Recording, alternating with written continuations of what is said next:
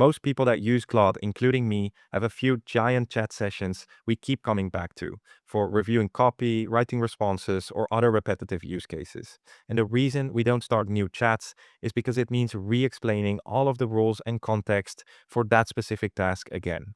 But there's one big problem we're ignoring while doing this, which is context rot. So in this video, I'll explain what context rot is and why actually managing it makes a huge impact on your AI outputs, show you a simple skill that tells you when to continue in a new chat session, and show you the refresh skill that helps you start a new chat session without ever having to re-explain stuff again. Now, you'll be able to download the refresh skill for free in the first link in the description below, but before showing you the skill, it is important to actually understand how a context window works. Each chat session you open in Claude Opus, for example, has a 1 million token context window. And every prompt, every answer, every file, every connector you use, or every skill Claude uses, this all fills up that context window. And the easiest way to understand the limitations of this context window is by thinking of the context window as your own brain on a normal day-to-day. The more information you ingest, the more it fills up, and the closer you come to your daily processing limit. And the more you start forgetting information you learned earlier in the day, the less clearly you remember things, the more fuzzy all of this info becomes, and the less productive you become. And although Claude has a very large 1 million token window with Opus 4.8, the same thing happens with Claude. Even far before hitting that limit, it starts forgetting, becoming fuzzy, and therefore significantly impacting the quality of your AI outputs. Essentially, it becomes dumber the more you use it, which you've probably noticed. But this actually starts happening a lot earlier than most people realize. From 0 to 200,000 tokens is really where you're going to get the best outputs from AI. And from 200 to 350,000, it can still be very useful, but it can already start drifting a bit. By 350,000 tokens, it really starts significantly impacting your outputs. And after reaching 400,000 tokens, it's usually the point where you really start to get frustrated with AI. And therefore I call the "you're right to push back" zone. Because when you hear Claude say that, you're probably in this zone and is where you really need to start a fresh chat session. Now, before showing you the refresh skill that helps you continue the conversation in a fresh context window or fresh chat without having to re-explain the rules and the context again, you first need to be able to know how many tokens you actually used in each chat and when you actually should switch to a new chat. Now, if you use Claude Code in the terminal, you actually have a setting to show the amount of tokens you used inside of one chat, so it becomes really easy to track. But if you're like me and often work in a Claude desktop because you prefer the UI, especially for knowledge work, there's no way to directly see the amount of tokens you've used inside of one chat window. Not in Claude Cowork, but also not in Claude Code desktop. But there is actually a skill that many people don't know about, which is the /context skill that you can use at any time in any chat in Cowork or Claude Code to know how many tokens you've spent and what on. So first of all, I highly recommend starting to use this /context regularly and get in the habit of using it, because using it will not only instantly give you the insight in where you're at in the chat so you know when to start fresh, but also a nice benefit of this is that the more you start using this, the more you start understanding what burns tokens and what not. And you start to develop a better feeling of when you're at the sort of this cutoff limit and should start a new chat. For example, I've learned by using this more and more that doing research and using connectors and MCPs is probably by far one of the biggest token spenders. So I know I have to switch to a new chat a lot sooner. Now, in order to form that habit of using /context, it's good to look out for a few signals that indicate that you probably should be using /context to know where you're at in the context window. Now, the first one, of course, the obvious one is in really long sessions, you want to start using this. Secondly, if you're anything like me and you keep coming back to similar chats because you already have primed a specific chat for specific tasks. For example, here I have a really long chat where I usually review all of my new newsletter copies, and I keep coming back to this one because this one already has all my specific rules and instructions on optimizing the copy for my newsletters. I usually have these very long chats too for every YouTube video I create, where I go from title ideation to research to outline preparation, everything in one chat because it already has all the context in there. Then thirdly, you especially want to start doing this earlier in chats when you use a lot of connectors or do a lot of research, because these tend to spend a lot of tokens, much more than you think. And fourthly, of course, the biggest signal to look out for is clearly seeing the outputs getting worse, you having to re-explain things, AI maybe drifting a bit, or you getting frustrated. And this is probably your strongest signal. And instead of screaming at AI, you have to get in the habit of using slash context, because you'll notice that often it is simply because you're already past that 400K mark. Now, once you have identified a session is in the dump zone, you need to start a new chat. But how do we actually carry over the context into the new chat so we don't have to reprompt and give all of that context again? Now, some of you might already know that Claude has a built-in skill called slash compact. And this basically aims to help you do exactly this.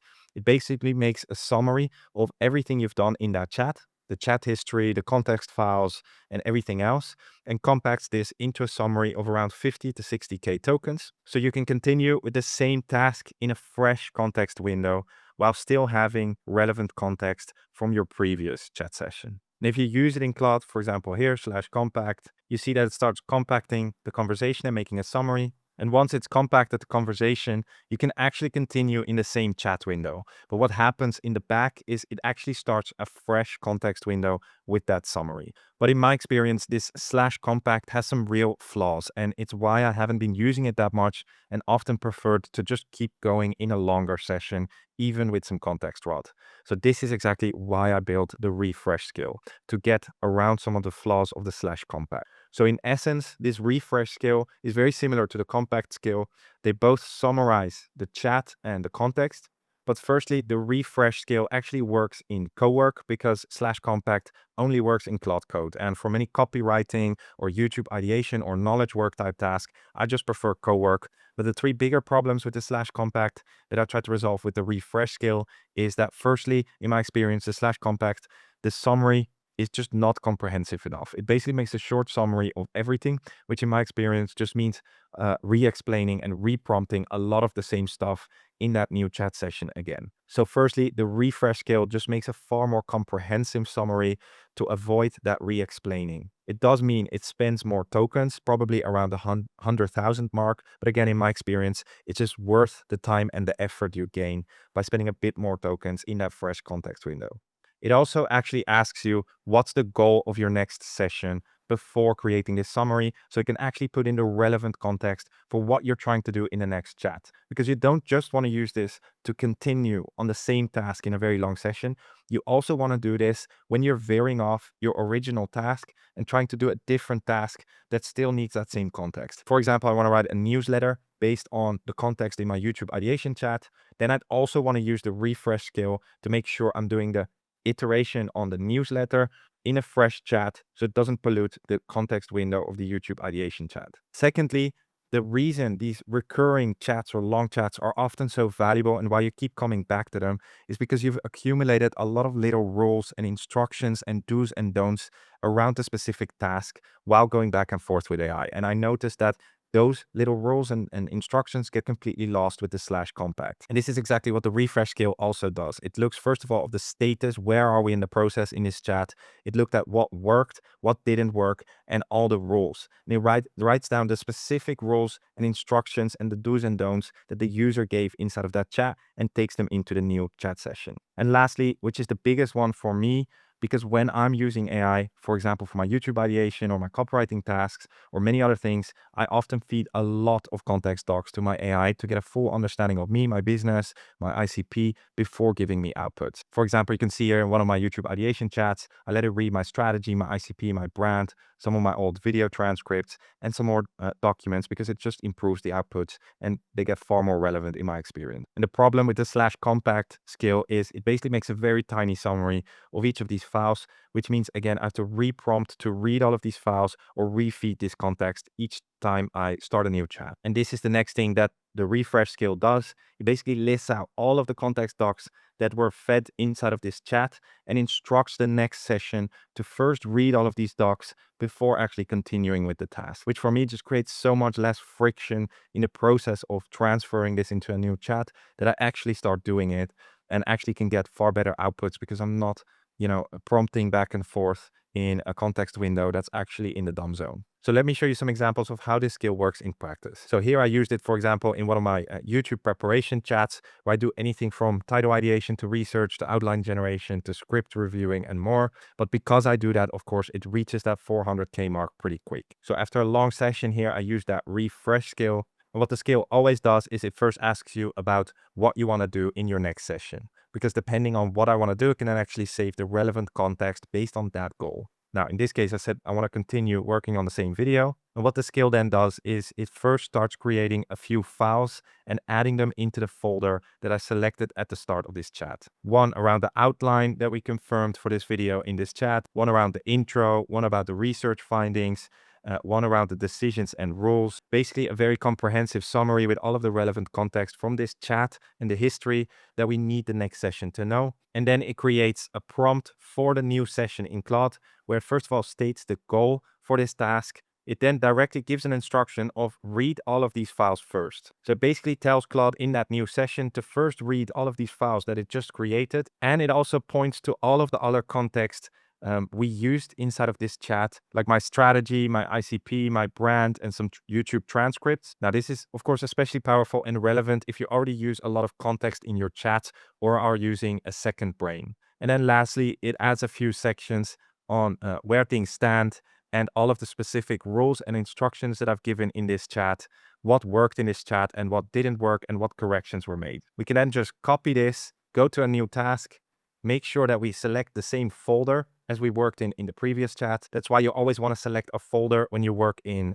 Cowork or Claude Code. It's just a habit you want to get into, even if you haven't set up a second brain or use a lot of context yet. And once you paste that in, you see that it starts reading all of the context files before doing anything else. So you can see by reading all of this relevant context around the last chat and the context it used in that last chat, it is immediately primed to continue on that same task. It knows the status, it knows the specific rules I've given in the last chat. I've also been using this on these chats where I keep coming back to, like my newsletter, email copy optimization chats, because as you can see, this has just become way too long over time. So the same thing here, I use my refresh scale to get a fresh session while still having all of those specific instructions, the context docs and examples still saved. There's a second use case you want to start using this for, which is when you're actually veering off your original task and start using that same chat window for a new type of task. I know this is also an issue and a trap many people fall into, including myself.